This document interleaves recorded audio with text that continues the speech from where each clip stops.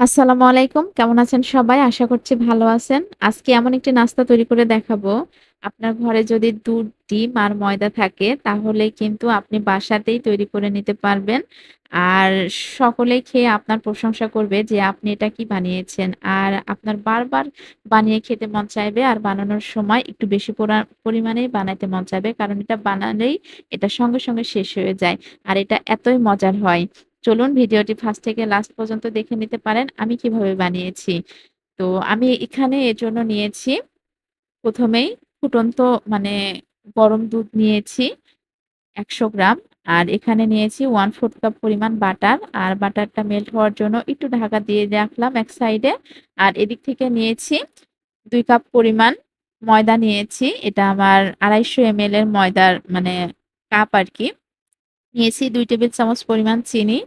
১/২ চা চামচ পরিমাণ লবণ নিয়েছি, ১ টেবিল চামচ পরিমাণ নিয়েছি গুঁড়ো দুধ আর ১ চামচের একটু কম আমি এখানে ইস্ট নিয়েছি। চেষ্টা করবেন ইস্ট একটু পরিমাণে কম নিতে। কারণ ১ কাপের জন্য ১/২ চা চামচ ইস্ট হলেই এনাফ। কারণ বেশি ইস্ট হলে খেতে কিন্তু গন্ধ লাগে। আর এদিক থেকে আমি দুধ আর বাটারের মিশ্রণটা একটু চেক করে নিলাম কেমন গরম। এটা একটু কুসুম গরম অবস্থাতেই দিতে হবে। নয়তো আবার ডিমটা দেওয়ার সঙ্গে সঙ্গে সেদ্ধ হয়ে যাবে। এই মিশ্রণটা আমি একটু হ্যান্ড উইচ দিয়ে নেড়ে আমি যে ময়দার যে মিশ্রণটা রেডি করেছিলাম সেখানে অ্যাড করে দিলাম। দিয়ে এটা খুব ভালোভাবে হাত দিয়ে মথে নিতে হবে। কারণ এ পর্যায়ে একটু কম গরম আছে। তো এ পর্যায়ে মনে হতে পারে যে এটা একটু স্টিকি ভাব আছে, বাট এটা একটু ডোয়ের মতো করে মেখে নিতে এটা একটু সফট ডোয়ে পরিণত হবে। আর এ পর্যায়ে আমি এখানে ১ টেবিল চামচ পরিমাণ বাটার দিয়ে নিলাম। আপনারা চাইলে বাটারের জায়গায় তেল দিতে পারেন। ঘিও দেওয়া যাবে এখানে। তো উপর থেকে একটু বাটার দিয়ে এটাকে প্লাস্টিক র‍্যাপার দিয়ে র‍্যাপ করে নিচ্ছি যাতে কোনো বাতাস প্রবেশ না করতে পারে।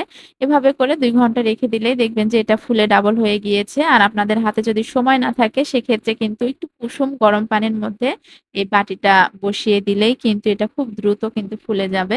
আবার খুব একটা বেশি গরম পানিতে দেওয়া যাবে না, তাহলে কিন্তু আবার নিচ থেকে সেদ্ধ হয়ে যাবে। এই যে আমি একটু পাঞ্চ করে বাতাসগুলো বের করে দিচ্ছি। দিয়ে আমি এখানে ২ টা ভাগে ভাগ করে নিব। আমি একটি খুব হেলথি ওয়েতে তৈরি করে দেখাবো। ২ ভাবে তৈরি করে দেখাবো। এই যে একটি বড় রুটির লেচি কেটে নিয়েছি। এটা একটু সেট করে এক সাইডে রেখে দিচ্ছি যাতে পরবর্তীতে বেলার সময় যেন এটা ছোট না হয়ে আসে।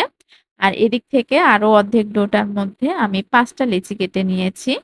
৫ টা একটু ছোট টাইপ রুটি বানিয়ে নিব। এই যে এটাও আমি লেচিগুলো একেবারে করে নিচ্ছি। ছোট ছোট রুটি বেলার জন্য রেডি করে নিচ্ছি। আর এটা একটু ঢাকনা দিয়ে ঢেকে রাখবো। কারণ উপর থেকে আবার ড্রাই হয়ে যায়। এক সাইডে রেখে দিলাম। আর আমি ১ম এ যে লেচিটা নিয়েছিলাম বড় সেটা হচ্ছে এক সাইডে রাখছি। আমার এটা তৈরি করার জন্য আরো একটি লাগবে ডিমের কুসুম।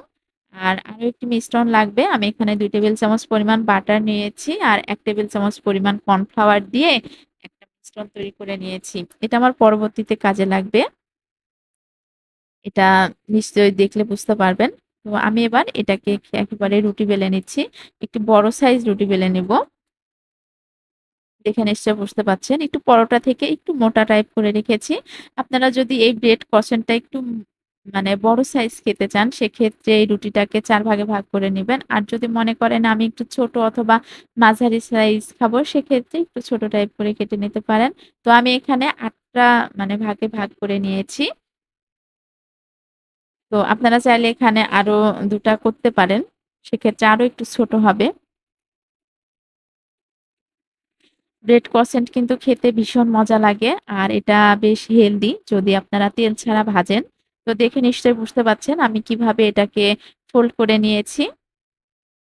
আর যদি আরো একটু রাউন্ড চান সেক্ষেত্রে হাতের সাহায্যে এই এগুলোকে একটু টেনে নিলেই না এটা আরো একটু লম্বা হয়ে যায়। দেখে বুঝতে পাচ্ছেন। এই যে আমি কিন্তু এটা হাতের সাহায্যে টেনে একটু লম্বা করে নিয়েছি। এভাবে করে আমি সবগুলো বানিয়ে নিব। আর আমি একটি পিজ্জা ট্রে নিয়েছি। এখানে একটু তেল ব্রাশ করে নিচ্ছি। কারণ আমি কিছু ওভেনে বেক করব আর কিছু তেলে ভাজবো। তো এ পর্যায়ে যেগুলো তেলে ভাজবো সেগুলো না দেওয়ার সঙ্গে আবার একটু মুখটা ছেড়ে দেয়। এর জন্য চেষ্টা করবেন আপনারা যখন ফোল্ড করার সময় মুখের মানে সাইডটা সেখানে না একটু পানি অথবা ডিম একটু ব্রাশ করে দিবেন। সেক্ষেত্রে কিন্তু আর ছেড়ে দিবে না। আমি পুরোটাতেই আবার ডিম ব্রাশ করে নিয়েছি। আর এদিক থেকে আমি যে ছোট লিচি কেটে নিয়েছিলাম সেগুলো দিয়ে আমি ৫ টা ছোট, ছোট রুটি বেলে নিয়েছি। আমার সবগুলো রুটি বেলে নেওয়া হয়ে গিয়েছে।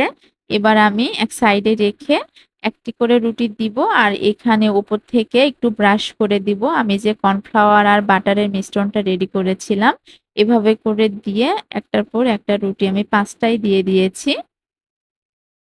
৫ টা রুটি একসঙ্গে দিয়ে দেওয়া হয়ে গেলে এটাকে একটু চেপে, চেপে আম সেট করে নিচ্ছি। তারপর একটু ময়দা ডাস্ট করে নিয়ে এটাকে হচ্ছে সুন্দর করে একটু রুটি বেলে নিব। একটু রুটিটা বেলে নিব ঠিক ওই আগেকার মতোই। ওটা ছিল কি যে ওটাতে আপনার এক্সট্রা কোনো তেল বা কোনো কিছু ব্যবহার করতে হয় নাই। আর এটার মধ্যে কিন্তু আমি প্রতিটা লেয়ারে তেল আর কর্নফ্লাওয়ারের মিশ্রণ দিয়েছি। এতে করে না এটা বেশি মানে মজা লাগে খেতে। এটা একটু ক্রিসপি হয় ভেতর থেকে। ২ টা কিন্তু টেস্টের দিক থেকে একটু আলাদা হয়। যারা একটু হেলথি ওয়েতে খেতে চাচ্ছেন তারা কিন্তু ১ম টার মতো করে খেতে পারেন। আর যারা মনে করছেন একটু ক্রিসপি খাবো তারা কিন্তু এভাবেও তৈরি করতে পারেন। আসলে আর দেখে বুঝতে পারছেন আমি কিন্তু এভাবে করে শেপটা দিয়ে নিচ্ছি। আর এগুলো যেহেতু একটু লম্বা টাইপ হয়েছে এজন্য এটা কিন্তু দেখতেও ভালো লাগছে। আর এটা কিন্তু সবগুলোই রাউন্ড শেপেরই হয়ে গিয়েছে। আর আমি কিন্তু রুটিটাকে ৪ সাইড থেকে কেটে রাউন্ড করে নিয়েছি। সরি মানে ৪ কোনা শেপ করে নিয়েছি। ১ম এ কিন্তু রুটি বেলে নিয়েছিলাম। তারপর ৪ সাইড থেকে কেটে নিয়েছি। এই যে এবার দেখতে পাচ্ছেন আমি পিজ্জা ট্রে এর মধ্যে এই যে ডিমের কুসুমটার মধ্যে হালকা একটু দুধ দিয়ে নিয়েছি। নিয়ে উপর থেকে একটু ব্রাশ করে এটাকে ওভেনে দিয়ে দিব। জাস্ট একটু কালারের জন্য দিলাম এই ডিমের কুসুমের মিশ্রণেরটা। আর ওভেনে ২০০ ডিগ্রি সেলসিয়াস তাপমাত্রায় ২০ মিনিট দিয়েছি। আপনারা ওভেনের হিট কম বেশির উপরে সেটা হচ্ছে দিতে পারেন। আর এদিক থেকে আমি কিছু তেলে ভেজে নেব। আমি পর্যাপ্ত তেল দিয়ে নিয়েছি। মিডিয়াম টু লো হিটে রেখেছি। এটা কিন্তু হাই হিটে ভাজা যাবে না। নয়তো কিন্তু মানে ভেতর থেকে এটা হবে না। উপর থেকে দ্রুত কালার হয়ে আসবে। এটা দেওয়া দেখে নিশ্চয়ই বুঝতে পারছেন। এটা কিন্তু দেওয়ার পরেও এটাকে নিচ থেকে বাবলস ক্রিয়েট হয় নাই। এটা আস্তে, আস্তে ভাজতে হবে। আর পুরা ইয়েটাই মিডিয়াম টু লো হিটে করতে হবে। তাহলে কিন্তু ভিতর থেকে একেবারে সফট হবে আর উপর থেকে ক্রিসপি হবে। তো আমি একটু আলতো হাতে এটাকে একটু নাড়াচাড়া করে দিচ্ছি। চুলার হিটটা কিন্তু মিডিয়াম টু লো হিটে রাখতে হবে। এটা কিন্তু হাই হিটে ভাজা যাবে না। আশা করছি আজকের ভিডিওটি আপনাদের অনেক উপকারে আসবে এবং ভালো লাগবে। আর এটা এত মজার হয় যে আপনারা একবার যদি বানিয়ে খান তাহলে কিন্তু বারবার আপনাদের খেতে মন চাইবে। আর যখন বানাবেন তখন কিন্তু বেশি পরিমাণে বানাইতে হবে।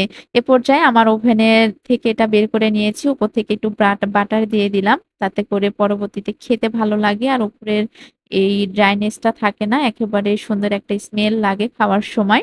একটা সুন্দর ফ্লেভার পাওয়া যায়। আর এখানে আমি ১৫ মিনিটেই হয়ে গিয়েছে। তো আমি এটা ভুলে গিয়েছিলাম। এজন্য ২০ মিনিট হয়ে গেছে। কালারটা একটু ডার্ক এসছে, সমস্যা নেই। আমার কিন্তু ভীষণ ভালো লেগেছে। তো এটা কিন্তু তেলে যেটা ভেজেছি সেটা খেতেই কিন্তু বেশি মজা। তো আপনারা কিন্তু এভাবে বাসায় ট্রাই করতে পারেন। আর আপনাদের কেমন লেগেছে সেটা কিন্তু আমাকে জানাইতে পারেন। তো আজকে এখানে রাখছি। দেখা হবে নেক্সট ভিডিওতে। সে পর্যন্ত ভালো থাকবেন, সুস্থ থাকবেন। আসসালামু আলাইকুম।